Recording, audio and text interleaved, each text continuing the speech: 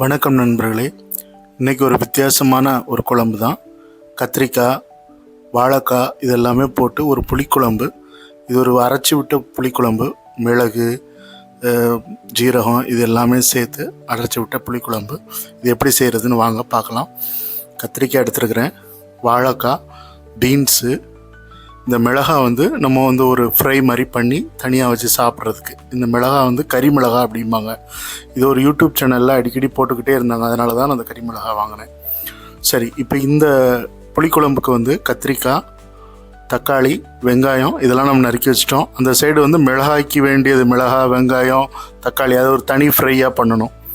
சரி, ஓகே. இதுக்கு அரைக்கிறதுக்கு இந்த குழம்புக்கு தேங்காய், கடலைப்பருப்பு, அப்புறம் மிளகு, 2 வேர்க்கடலை, 1 மிளவத்தல். இப்போ நம்ம காய்கறியை நம்ம ஃப்ரை பண்ணிடலாம். எல்லா காய்கறியுமே போட்டு ஒரு வறுத்து எடுத்து தனியாக வச்சுக்கலாம். ஒரு ஃப்ரை பண்ணி தனியாக வச்சிட்டோம்னா அந்த குழம்பு செய்யும்போது ரொம்ப நேரம் வேக விட வேண்டாம், அருமையாக செஞ்சிடலாம். இப்போ நல்ல காய்கறி எல்லாம் வெந்துருச்சு. கத்திரிக்காய், வாழைக்காய், பீன்ஸு, மிளகாய் இதெல்லாம் போட்டிருக்கேன், வேறு எதுவும் கிடையாது. ஸோ இப்போ கொஞ்சம் திரும்பவும் அதை ஃப்ரை பண்ணதை எடுத்து வச்சுட்டு இப்போ வாணலில் கொஞ்சமாக கடுகு எண்ணெய் போட்டு நான் இப்போ வெந்தயம் போட்டிருக்கேன்.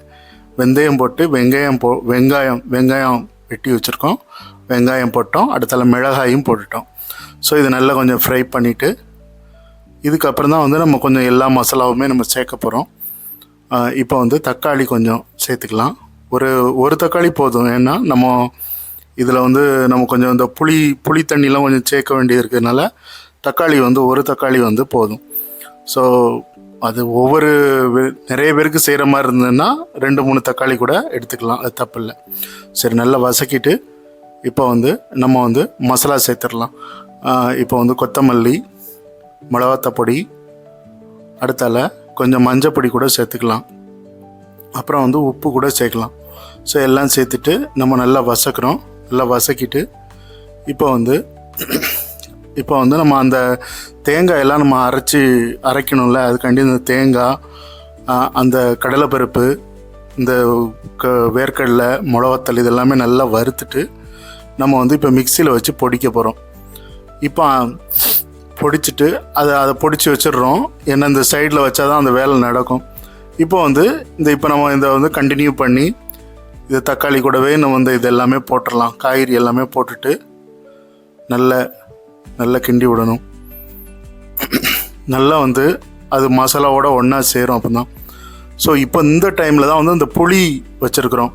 அந்த புளி நான் புளி சேர்க்கலை. இன்றைக்கி வத்த குழம்பு நிறைய இருந்தது. வத்த குழம்பு நிறைய மிஞ்சி இருந்தது, அந்த பாட்டிலில் வாங்கினது. ஸோ அதில் 1 ஸ்பூன் எடுத்து போட்டேன், அவ்வளோதான். புளின்னு தனியாக எதுவும் வேண்டாம். அதனால் நம்ம உப்பு போடும்போது கொஞ்சம் பார்த்து போடணும். ஏன்னா உப்பு இதனால் நிறைய கூட்டிடக்கூடாது. ஸோ அந்த சைடில் ரைஸ் கூட ரெடி ஆயிடுச்சு. ஸோ இப்போ அழகான புளிக்குழம்பு நமக்கு இப்போ ரெடி பண்ணிக்கிட்டு இருக்கோம். இப்போ இதில் இந்த தேங்காவை மட்டும் நம்ம அரைச்சி ஊற்றிட்டோம்னா மீதி எல்லாமே ரெடி ஆயிரும். இப்போ கத்திரிக்காய், வாழைக்காய் இதெல்லாம் ரெடி ஆயிடுச்சு. இப்போ இதில் நம்ம அந்த பொடி தேங்காய், கடலைப்பருப்பு, வேர்க்கடலை, மிளவத்தல், ஜீரகம் இதுதான் அரைச்சிருக்கிறோம். அதை நல்லா வறுத்து அரைச்சி இப்போ அந்த பொடியும் போட்டோம். நல்லா அருமையாக இருக்குது, அருமையாக வந்துருச்சு. கத்திரிக்காய், பீன்ஸு, வாழைக்காய், மிளகாய், தக்காளி இதுதான், வேறு எதுவும் இல்லை. அருமையாக ரெடி ஆயிடுச்சு.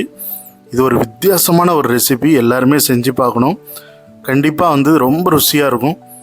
நம்ம தேங்காய் நான் கொப்பரை தேங்காய் சேர்த்துருக்கேன், உங்களுக்கு எந்த தேங்காய்னாலும் சேர்க்கலாம். இப்போ அடுத்து நம்ம இந்த மிளகாய் ஒன்று வச்சுருக்கோம்ல, கறி மிளகாய் அரைச்சோன்னல. இந்த குன்னூரில் ஒரு அக்கா யூடியூப் போட்டுக்கிட்டே இருப்பாங்க. அவங்க சொல்லிக்கிட்டே இருப்பாங்க, கறி மிளகாய் வாங்க, அது வாங்கினா உடம்புக்கு நல்லது, கால் வலிலாம் கேட்கும் அப்படின்னாங்க.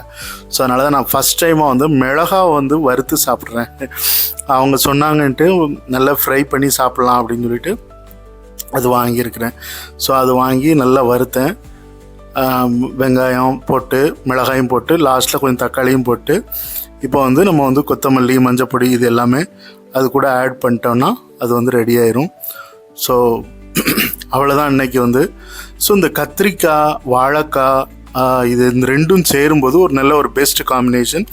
ரைஸ்க்கு சாப்பிட்றதுக்கு ரொம்ப அருமையாக இருக்கும்.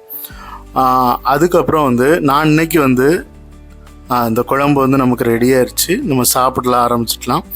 ஸோ அருமையான சாப்பாடு. பிடிச்சிருந்தா லைக் பண்ணுங்கள், ஷேர் பண்ணுங்கள்.